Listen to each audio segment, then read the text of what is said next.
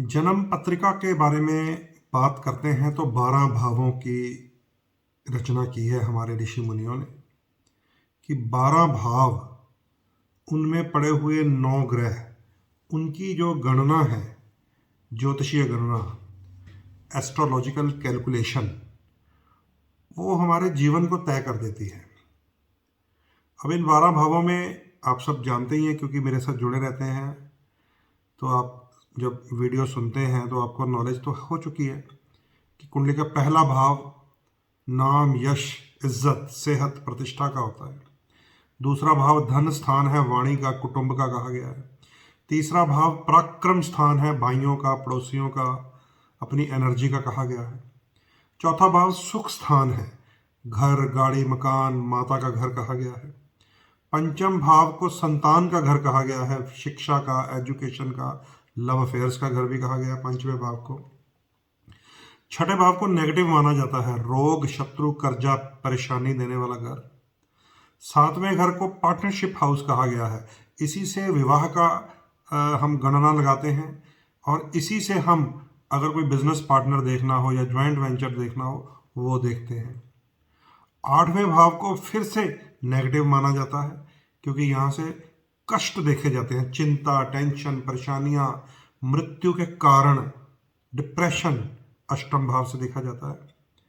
नौवें घर को सबसे इंपॉर्टेंट माना जाता है, भाग्य स्थान। चाहे कुंडली में जितने मर्जी राजयोग हों, अगर नवम भाव में राहु या केतु या कोई पितृदोष या कोई वक्री ग्रह या अस्त ग्रह चला गया या नवम भाव का स्वामी ग्रह राहु केतु के साथ या 6, 8, 12 में चला गया, शत्रु राशि में चला गया, शत्रु ग्रह के साथ चला गया भाग्य स्थान का स्वामी, तो भाग्य मंदा हो जाता है। नवम भाव के बाद 10वां घर है जिसे कर्म स्थान कहा गया है, राज दरबार कहा गया है, पिता का घर कहा गया है। इसके बाद 11वां भाव जिसको लाभ स्थान कहा गया, इनकम का, प्रमोशन का, यश प्राप्ति का। और लास्ट में आता है फिर 12वां भाव जिसको व्यय स्थान कहते हैं, मोक्ष, खर्चा। यहाँ से भी कुछ चीज़ें ऐसी दिखती हैं जो नकारात्मक होती हैं, जैसे जेल की यात्रा देखी जाती है, हॉस्पिटल की यात्रा देखी जाती है। पागल खाने में जितने लोग देखे हैं हमने, मेंटली जो परेशान होते हैं, उनकी कुंडली के 12वें भाव का संबंध होता है। विदेश जाने वालों के लिए भी कुंडली का 8वां भाव और 12वां भाव हम लोग देखते हैं। तो ये 12वां भाव जो है, ये भी अगर कुल मिलाकर देखें तो नेगेटिव माना गया है। छठा भाव, 8वां भाव और 12वां भाव ये नेगेटिव हाउस होते हैं। अब इन 12 भावों में 9 ग्रहों की गणना को, कैलकुलेशन को ही एस्ट्रोलॉजिकल रिजल्ट्स, फलादेश कहा गया है। ये थोड़ा समझना चाहिए हमें। आज नवम भाव की बात कर रहा हूं मैं, जिसे हाउस ऑफ लक यानी कि भाग्य स्थान कहा गया है। ये बहुत ही कीमती घर होता है कुंडली का, क्योंकि बहुत सारे लोगों की कुंडलियों में उच्च के ग्रह होते हैं, उच्च बृहस्पति, उच्च शुक्र, उच्च शनि, उच्च मंगल, उच्च बुध, राजयोग बने होते हैं जो ज्योतिष के गणना के मुताबिक कुछ ग्रहों के मेल को, जैसे गुरु चंद्रमा गज केसरी हो जाता है, राजयोग है। चंद्र मंगल अचल महालक्ष्मी योग है। शनि और शुक्र का बहुत बढ़िया योग माना जाता है। बुध और शुक्र मिल जाए तो विष्णु लक्ष्मी योग माना जाता है। सूर्य और बुध भी एक खास दूरी पर मिल जाए तो बुध आदित्य राजयोग माना जाता है। बहुत सारे लोगों की कुंडलियों में ये योग होते हैं, लेकिन ये योग प्रभावहीन होते हैं, अपना असर नहीं दिखाते। साधारणतः आपको एस्ट्रोलॉजर कह देगा कि भाई इसमें तो गुरु चंद्रमा का केसरी योग है, इसमें तो बुध शुक्र का विष्णु लक्ष्मी योग है, इसमें तो चंद्र मंगल का अचल महालक्ष्मी योग है, इसमें तो मालव्य योग है, इसमें तो शशि योग है। लेकिन इंसान फटेहाल घूम रहा होता है, स्ट्रगल कर रहा होता है, संघर्ष कर रहा होता है। ये राजयोग फिर कहाँ चले जाते हैं? तो कुंडली का 9th हाउस, भाग्य स्थान, उसको हमें समझना पड़ेगा। अगर भाग्य स्थान मंदा हो गया तो इसका मतलब यह है कि भाग्य मंदा रहेगा। भाग्य की तो बहुत बड़ी कीमत है। भाग्य ही तो इंसान को बिना कुछ किए कराए राजगद्दी तक ले जाता है। ये भाग्य का ही खेल है कि जो बुद्धिमान बीरबल है वो तो मंत्री रह गया, लेकिन जो बुद्धिहीन है अकबर बादशाह बन गया, वो तो बिल्कुल अनपढ़ था, उसे तो अपना नाम तक नहीं लिखना आता था। खेल भाग्य का है। बड़े बड़े मैंने लोग देखे हैं व्यापार करने वाले जो अपने नीचे पढ़े लिखे सीए, सीईओ, मैनेजर रखते हैं और खुद उनको जानकारी तक नहीं होती। तो ये भाग्य का खेल है कि अनपढ़ के नीचे पढ़ा लिखा नौकरी कर रहा होता है। और भारत की राजनीति में तो हम रोज देखते हैं कि अनपढ़ चुनाव जीतकर हमारे सर पर बैठकर मंत्री बन जाते हैं। अनपढ़। खेल कहाँ का है? भाग्य का है। तो कुंडली का नवम स्थान भाग्य स्थान होता है। इसे समझ लीजिए। नवम भाव में कौन सी राशि है इसकी इंपॉर्टेंस होती है।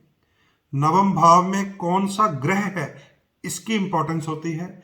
और नवम भाव का स्वामी कौन है, यानी कि जो राशि होती है उसका स्वामी कौन है और वो कैसा है कुंडली में, इसकी इंपॉर्टेंस होती है।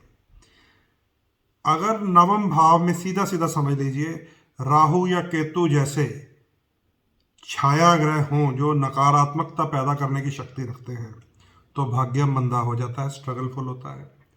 अगर नवम भाव में दो ऐसे ग्रह मिले हों जो शत्रु हैं, जैसे मंगल और शनि मिल गए तो अंगारक दोष बन गया, गुरु और राहु मिल गए तो गुरु चंडाल दोष बन गया, शुक्र और राहु मिल गए तो कलंक बन गया।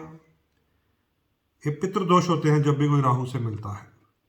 तो अगर भाग्य स्थान में दो ऐसे ग्रह मिल गए जो एक दूसरे के ही शत्रु हैं तो भी भाग्य मंदा हो जाता है।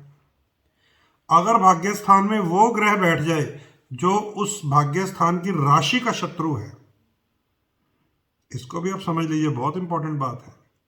मान लीजिए आपके भाग्य स्थान में बुध की राशि आ रही है, कन्या या मिथुन, और बैठ गया मंगल, तो भी भाग्य खराब कर देता है। मान लीजिए आपके भाग्य स्थान में मंगल की राशियां आ रही हैं, मेष या वृश्चिक, आ गया शनि, नीच हो जाएगा, तो भी भाग्य मंदा हो जाता है। तो ये बहुत इंपॉर्टेंट बात है कि भाग्य स्थान में शत्रु ग्रह का होना, भाग्य स्थान में किसी अनिष्ट योग का होना जिसे हम पितृदोष बोलते हैं, या फिर भाग्य स्थान में भाग्य स्थान का ही स्वामी बैठा हो या त्रिकोण का मित्र बैठा हो लेकिन अस्त हो, वक्री हो, शत्रु ग्रह से दृष्ट हो, तो भी वो दिखावे का भाग्य होता है। देखने में तो कहेंगे कि वह भाग्य स्थान में तो धनु राशि है, बृहस्पति अपने ही घर में बैठे हैं, भाग्य जागृत हो जाएगा, लेकिन गुरु की दशा में उल्टा ज़्यादा परेशानियां चल पड़ती हैं। क्यों? क्योंकि वो वक्री होता है, वो अस्त होता है या वो राहु से दृष्ट होता है। तो भाग्य का स्वामी चाहे भाग्य स्थान में बैठा हो, अगर कमजोर हो, वक्री होकर, अस्त होकर या शत्रु ग्रह की दृष्टि से, तो भी मनोवांछित फल नहीं मिलते। ऐसे ही भाग्य का स्वामी उस कुंडली का, नवम भाव का, अगर कुंडली में ऐसे हाउस में चला जाए जो वहां का शत्रु माना गया, जैसे छठा घर जिसे रोग शत्रु कर्जा, आठवां घर जिसे डिप्रेशन, 12वां घर जिसे जेल यात्रा कहते हैं, तो वो भाग्य स्थान तो भी खराब माना जाता है। तो कुल मिलाकर ये समझ लीजिए, कुंडली के 12 भावों में सबसे ज्यादा इंपॉर्टेंस भाग्य स्थान की होती है। कई बार ऐसी कुंडलियां भी हमारे पास आई हैं कि 3-3, 4-4 ग्रह अष्टम भाव में डूबे पड़े हैं लेकिन भाग्य स्थान बढ़िया है। बहुत सारी कुंडलियां आती हैं जिनमें नीच ग्रह होते हैं लेकिन भाग्य स्थान का स्वामी बड़ा मजबूत होता है। तो ऐसे लोग मैंने देखा बहुत राइज कर जाते हैं, बड़ी तरक्की करते हैं।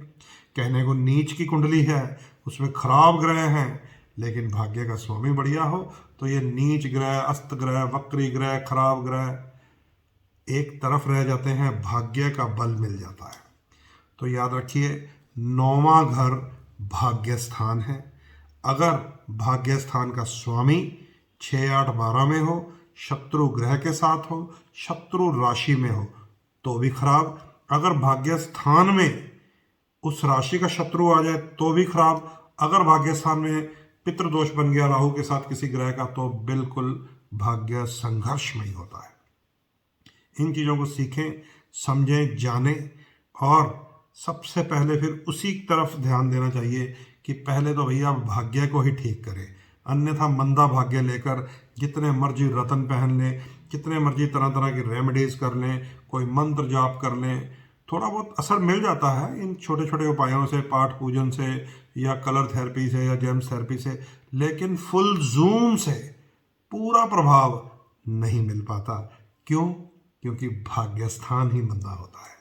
तो पहले भाग्य का इलाज, भाग्य का उपाय, नवम स्थान को मजबूत करने की विधि अपने अपने एस्ट्रोलॉजर से जरूर पूछें, तब जाकर आपकी कुंडली के बाकी ग्रह जो आपके मित्र होते हैं या जेम स्टोन या कलर थेरेपी आपके ऊपर पूर्ण फल देती है। इस बात को जरूर ध्यान रखें। तो अगली बार आपके साथ बात करेंगे सप्तम भाव की, जिसको विवाह स्थान कहा जाता है, पार्टनरशिप हाउस।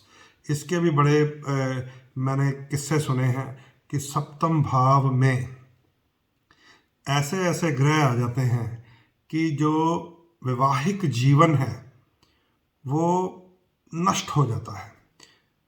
बड़े ऐसे योग हैं। सूर्य अगर सप्तम भाव में हो और अगर जीवन साथी के साथ किसी प्रकार की नाराजगी हो गई, तो वो ना डाइवोर्स होने देता है, ना सेपरेशन होने देता है, ना शादी टूटने देता है, ना शादी बसने देता है। देखिए, सूर्य, ऐसे 9 ग्रहों के अलग अलग फलादेश हैं, बात करेंगे जब सप्तम भाव की बात छेड़ेंगे। ठीक है, तो ध्यान रखिए। सबसे पहला ख्याल रखना, अब किस्मत का घर, भाग्य स्थान अगर मंदा हो तो बड़े बड़े राजयोग फेल हो जाते हैं। कुंडली में सबसे पहले भाग्य स्थान को देखें। ठीक है।